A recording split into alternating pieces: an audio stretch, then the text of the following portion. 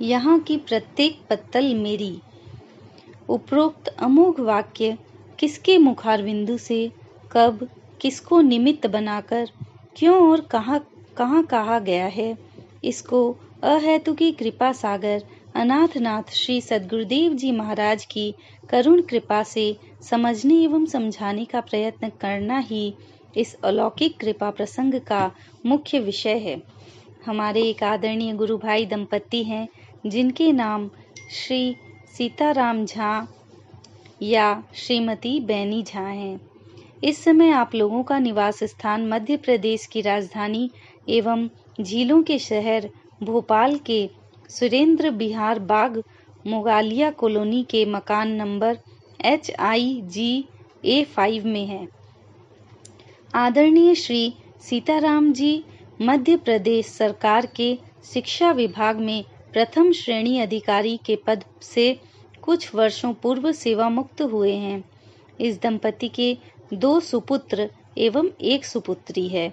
बड़े सुपुत्र का नाम श्री योगेश झा जी है, जो डॉक्टरी की पढ़ाई पूर्ण करके चिकित्साधिकारी के पद पर कार्यरत हैं, तथा इनकी सहधर्मिणी पत्नी श्रीमती सारिका जी भी डॉक्टरी की परीक्षा पूर्ण करके विशेष चिकित्साधिकारी कैंसर के पद पर कार्यरत है।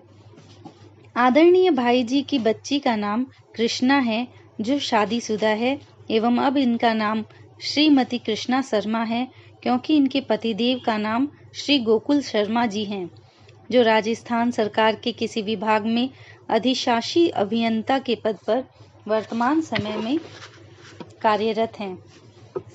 आदरणीय भाई जी के दूसरे पुत्र का नाम श्री निमिष झा है, जो वर्तमान में BBA और MBA की साथ पढ़ाई मध्य प्रदेश के सबसे श्रेष्ठ शिक्षालय से कर रहे हैं एवं शिक्षालय के शिक्षार्थियों में इनका स्थान अग्रगण्य है। आदरणीय भाई झा जी की दीक्षा आराध्य देव योगीराज श्री चंद्रमोहन जी महाराज द्वारा सन 1973 में गंगा दशहरा पर्व पर श्री योग साधन आश्रम ऋषिकेश में हुई। इसके उपरांत भाई जी का श्री योग साधन आश्रम ऋषिकेश तथा योग प्रशिक्षण केंद्र श्री सिद्ध गुफा सवाई धाम पर उत्सवों पर आना जाना बना रहा। गुरुदेव के प्रति इनकी श्रद्धा बढ़ती गई एवं सन 1980 में श्री महाप्रभु के अवतारोत्सव में भाग लेने अपनी धर्मपत्नी के साथ योग प्रशिक्षण केंद्र श्री सिद्ध गुफा सवाई धाम पहुँचे तो अनाथनाथ श्री गुरुदेव भगवान से अपनी सहधर्मिणी को योग दीक्षा प्रदान करने की प्रार्थना की। श्री सद्गुरुदेव भगवान ने आदरणीय भाई जी को उनकी धर्मपत्नी श्रीमती बैनी झा के साथ सपत्नीक दीक्षा प्रदान की। सपत्नीक दीक्षा के लगभग 2 वर्ष बाद इनका दूसरा लड़का गर्भ में आया। उस समय आदरणीय गुरु बहन श्रीमती बैनी देवी योगोत्सवों में भाग लेने जब आश्रम में पहुंची एवं श्री गुरुदेव को सादर प्रणाम निवेदित किया तो यह भी प्रार्थना की कि प्रभु अच्छी संतान देने की कृपा की जाए। श्रीमुख ने अपने कर कमलों द्वारा पुष्प प्रसाद देते हुए मधुर मुस्कान के साथ कहा था कि लल्ली ऐसा ही होगा। उसके कुछ महीने बाद उन्हें स्वप्न में यह स्पष्ट दिखलाई दिया कि परम योगेश्वर महाप्रभु जी महाराज आए एवं इनकी गोद में एक बालक देते हुए बोले, ये ले मुनिया। समय बीतता गया एवं 13 सितंबर सन 1983 को इनके दूसरे सुपुत्र श्री निमिष झा का जन्म हुआ। समय बीतता गया एवं आदरणीय भाई श्री झा जी का सांसारिक जीवन बड़ा ही सुखमय ढंग से व्यतीत होता गया, क्योंकि श्री गुरुदेव चरणों में आपके पूरे परिवार की अनन्य निष्ठा है। समय के साथ बालक निमिष भी बढ़ता गया एवं सन 2001 में उसने 12वीं की परीक्षा उत्तीर्ण कर ली।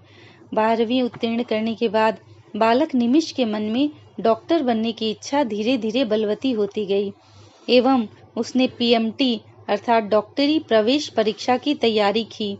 खूब लगन के साथ करना आरंभ किया।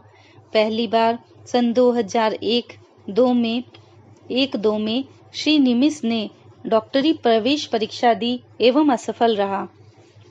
इस बार श्री निमिष के मन में असफल होने का रंच मात्र भी प्रभाव नहीं पड़ा। कारण यह था कि उसकी जान पहचान वाले सभी प्रवेश परीक्षार्थी असफल थे। इस असफलता से वह कुछ विशेष प्रसन्न ही था एवं मन श्री गुरुदेव से प्रार्थना कर रहा था। मन ही मन श्री गुरुदेव से प्रार्थना कर रहा था कि प्रभु, आपने अच्छा ही किया, क्योंकि यदि मैं प्रवेश परीक्षा में खराब रैंक से पास होता तो हमें बड़ा दुख होता। इस दुख से आपने हमें बचा लिया, यह आपकी कृपा है। इसके विपरीत उसके प्रभु चरणों की श्रद्धा में बढ़ोतरी हुई। यह करुणा सागर श्री भगवान की अकारण कृपा का प्रसाद ही रहा कि श्री निमिष झा का श्री चरणों में श्रद्धा एवं विश्वास दिन प्रतिदिन बढ़ता गया। श्री निमिष आगे आने वाले 2 वर्षों में भी डॉक्टरी प्रवेश परीक्षा दिया एवं दोनों बार असफल रहा। चौथी प्रवेश परीक्षा की कोचिंग के लिए आते जाते एवं साथ पढ़ते श्री निमिष की मित्रता प्रवेश परीक्षा की तैयारी कर रहे 2 बालकों से हो गई, जिनके नाम क्रमशः श्री अर्पित जैन एवं श्री सुशील झा हैं। चौथी बार प्रवेश परीक्षा देते जाते समय श्री निमिष झा जी ने हमारे आपके एवं संपूर्ण चराचर के कर्ता धर्ता योगेश्वर द्वय, योगेश्वर श्री चंद्र मोहन जी महाराज एवं परम योग योगेश्वर दादा गुरुदेव महाप्रभु श्री रामलाल जी महाराज के स्वरूप के सामने साष्टांग प्रणाम कर बड़े ही आर्त भाव से प्रार्थना किए, प्रभु, इस बार अच्छे रैंक से हमें सफल करने की कृपा की जाए, इस बार अवश्य ही पास करने की कृपा की जाए। चौथी बार परीक्षा के लिए ये पूर्ण रूपेण तैयार थे। कहने का तात्पर्य यह है कि प्रवेश परीक्षा वाले विगत 10 वर्षों के प्रश्नों के उत्तर उन्हें पूर्णतया याद थे एवं कई कोचिंग संस्थाओं के अगली प्रवेश परीक्षा में आने वाले संभावित प्रश्नों का उत्तर भी इन्हें कंठस्थ था। संक्षेप में कहा जाए तो अगली प्रवेश परीक्षा के प्रश्नोत्तर पर इनकी पूरी पकड़ थी।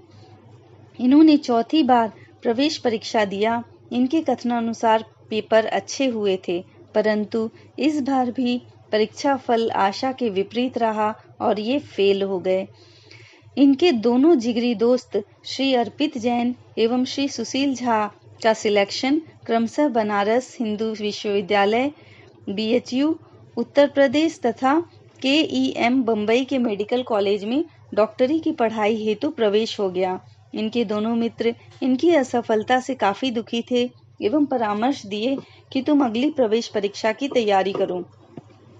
रंच मात्र भी निराश या उदास होने की आवश्यकता नहीं है। इस बार तुम्हारा सिलेक्शन अवश्य हो जाएगा।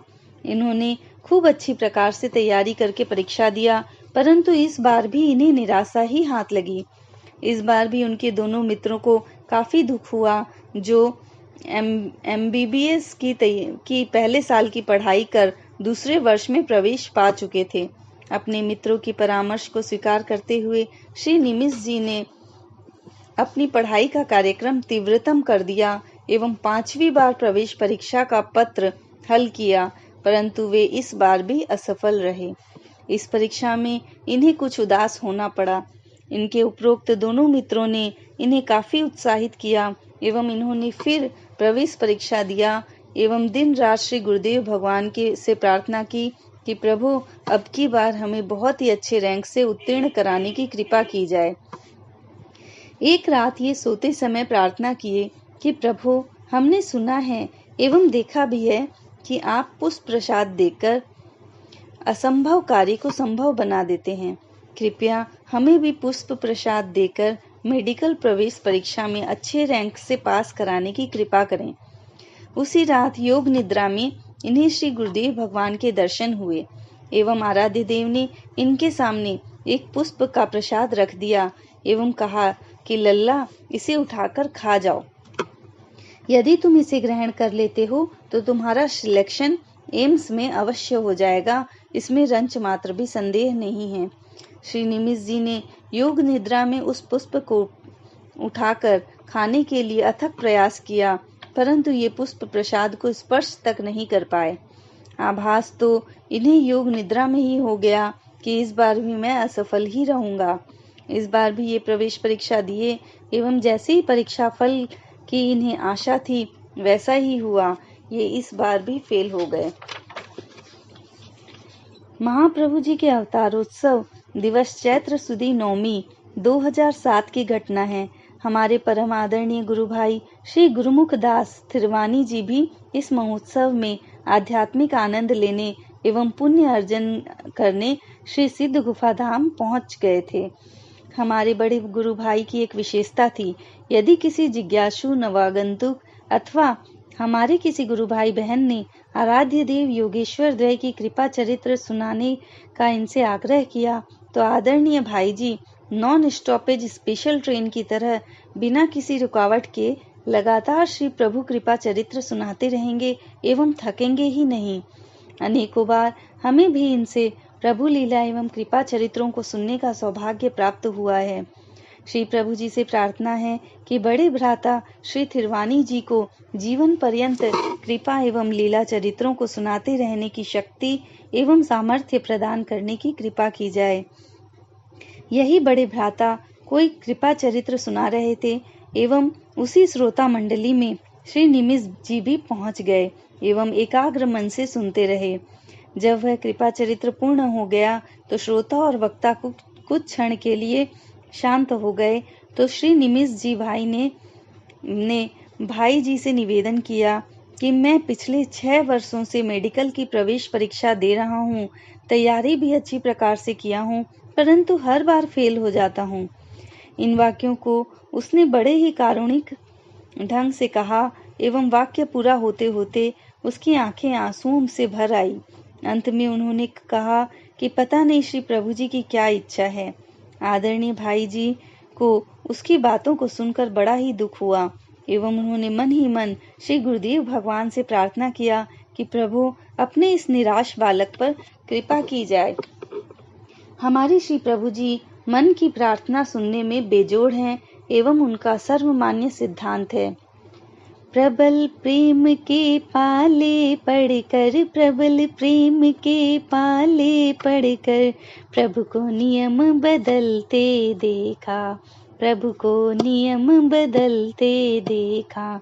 उनका मान टले टल जाए, उनका मान भले टल जाए, जन का मान न टलते देखा, जन का मान न टलते देखा। आखिर दया सागर को कृपा करनी ही पड़ी। महाप्रभु जी के अवतार दिन नौमी महोत्सव के दिन श्री निमिष श्री सिद्ध गुफा सवाई धाम की विगत कई सालों से अनवरत झाड़ू लगाने वाले एवं अपना मान श्री चरणों में समर्पित करने वाले हमारे आदरणीय गुरु भाई श्री विजय शंकर पांडे जी के 2 सुपुत्रों क्रमशः श्री योगानंद पांडे एवं श्री नित्यानंद पांडे के साथ जब से भंडारा आरंभ हुआ तब से लेकर अपराह्न 3:45 बजे तक लगातार प्रसाद ग्रहण करने वाले श्रद्धालुओं को भोजन कराते रहे। इसके उपरांत भोजनार्थियों की संख्या नगण्य ही रही। तत्पश्चात तीनों आपस में परामर्श किए कि अब हम लोगों को भी भंडारे का प्रसाद ग्रहण कर लेना चाहिए। इसके बाद श्री निमिष ही 3 पत्तल एवं दोना लाए एवं लाइन में रखकर बैठ गए। क्रम इस प्रकार रहा कि नित्यानंद पांडे मध्य में, उनके दाहिने में श्री निमिष झा तथा बाएं में श्री योगानंद जी पांडे बैठे। सेवारत गुरु भाइयों द्वारा तीनों पत्तलों पर प्रसाद परोस दिया गया।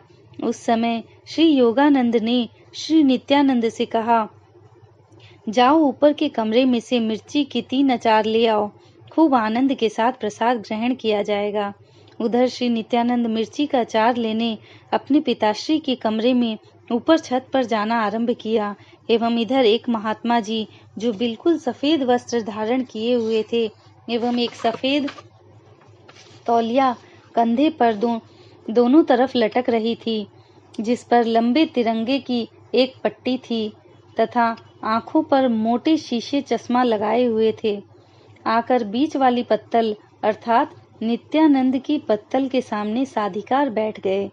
इनके उस स्थान पर बैठते ही श्री निमिष ने विनीत शब्दों में निवेदन किया, बाबा ये पत्तल हमारे एक भाई के लिए लगाई गई है जो अभी आ रहा है। तुरंत उस महात्मा जी ने कहा, लल्ला इस आश्रम की प्रत्येक पत्तल मेरी है, यहाँ की प्रत्येक चर एवं अचर वस्तु पर मेरा अधिकार है, मुझे किस किस पत्तल से उठाओगे?